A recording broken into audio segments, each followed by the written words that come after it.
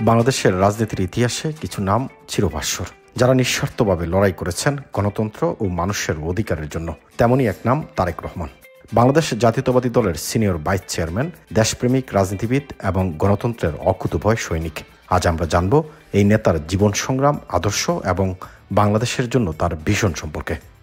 আমাদের লিডার তারেক রহমান সাহেব 1965 সালের 20 নভেম্বরে উনি জন্মগ্রহণ করেন। জন্মগ্রহণের পর উনি হাঁটি হাঁটি পা পা করে যখন বেড়ে উঠছিলেন, শিশু কৈশোর উত্তীর্ণ তারেক রহমান দেখেন তার বাবা কিভাবে একজন দেশপ্রেমিক তাদেরকে রেখে যুদ্ধে বাংলাদেশকে অর্জনের জন্য যুদ্ধে ঝাঁপিয়ে পড়েন এবং বাংলাদেশকে এগিয়ে নিয়ে যাওয়ার জন্যে কিভাবে রাষ্ট্র পরিচালনায় তার যে সুকর্মগুলো ছিল জিয়াউর রহমানের, বাংলাদেশের এমন কোনো জায়গা নেই যেখানে জিয়াউর রহমান সাহেবের উন্নয়নের কোনো ছাপ ছিল না।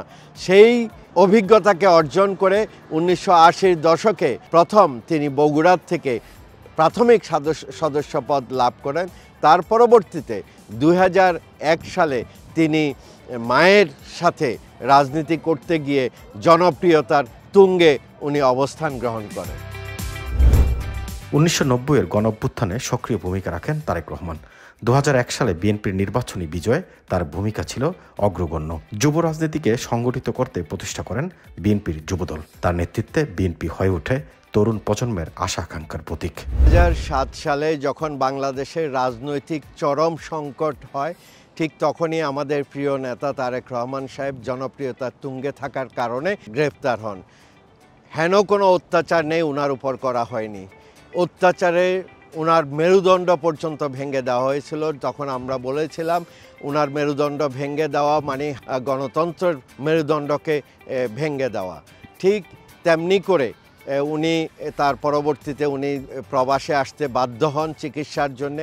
প্রবাসে এসেও তিনি থেমে থাকেননি।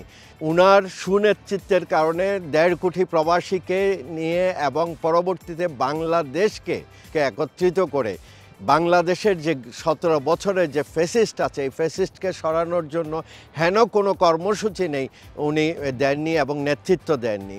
উনার সুনেতৃত্বেই এই অনেক মাঠ পর্যায়ে নেতাকর্মীদের রক্তের বিনিময় আমরা আবার জুলাইয়ের এই যে 5ই আগস্টের একটি সুন্দর বাংলাদেশ আমরা আবার ফ্যাসিস্টদের হাত থেকে উদ্ধার করতে পেরেছি। এটার মূল নেতৃত্বে ছিলেন এই 17 কোটি মানুষের নেতা, পলিটিক্যাল ফিলোসফারে পরিণত হওয়া লিডার অব দ্য নেশন জনাব তারেক রহমান। বর্তমানে যুক্তরাজ্যে অবস্থান করলেও ডিজিটাল মাধ্যমে অব্যাহত রেখেছেন দেশের রাজনীতিতে সক্রিয় অংশগ্রহণ। তার নেতৃত্বে বিএনপি আন্তর্জাতিক অঙ্গনে বাংলাদেশের গণতান্ত্রিক সংগ্রামকে তুলে ধরছে। ভবিষ্যৎ পরিকল্পনায় রয়েছে ডিজিটাল বাংলাদেশ বিনির্মাণ এবং তরুণ প্রজন্মের জন্য নতুন কর্মসংস্থান সৃষ্টির প্রকল্প। দেশে তিনি ফিজিক্যালি না থেকেও সুদূর প্রবাস থেকে ডিজিটাল মাধ্যমে বাংলাদেশকে তিনি যেমন সক্রিয় করে তুলেছিলেন গণতন্ত্র পুনরুদ্ধারের জন্য, ঠিক তেমনি করে এই গণতন্ত্রকামী মানুষের পাশে দাঁড়ানোর জন্য আন্তর্জাতিক মহলকেও তিনি সক্রিয় করেছিলেন বাংলাদেশের পক্ষে গণতন্ত্র উত্তরণের জন্যে। এই ফ্যাসিস্ট বিতাড়িত হওয়ার পরে তিনি 31 দফাকে সামনে রেখে আগামীর তরুণ প্রজন্মকে নতুন একটি বাংলাদেশ, সমৃদ্ধির একটি বাংলাদেশ, উন্নয়নের একটি বাংলাদেশ উপহার দেওয়ার জন্য এই প্রবাস থেকেও সক্রিয় ভূমিকা পালন করে যাচ্ছেন। ইরানকে যেমন খোমেনি শক্তিশালী করেছিলেন, বাংলাদেশকেও আগামীতে বিশ্বের বুকে একটি শক্তিশালী গণতান্ত্রিক রাষ্ট্র, একটা শক্তিশালী সামরিক দিক থেকে এবং সর্বদিক থেকে শক্তিশালী রাষ্ট্র গঠনের জন্য তিনি ঐক্যবদ্ধভাবে অনবদ্যভাবে কাজ করে যাচ্ছেন। তারেক রহমান শুধু একজন রাজনীতিবিদ নন, তিনি একটি আদর্শের প্রতীক। গণতন্ত্র, মানবাধিকার ও সুশাসনের জন্য তার সংগ্রাম বাংলাদেশের ইতিহাসে বিশেষ স্থান দখল করে থাকবে। নতুন প্রজন্মের কাছে তিনি হয়ে উঠেছেন পরিবর্তনের প্রতীক।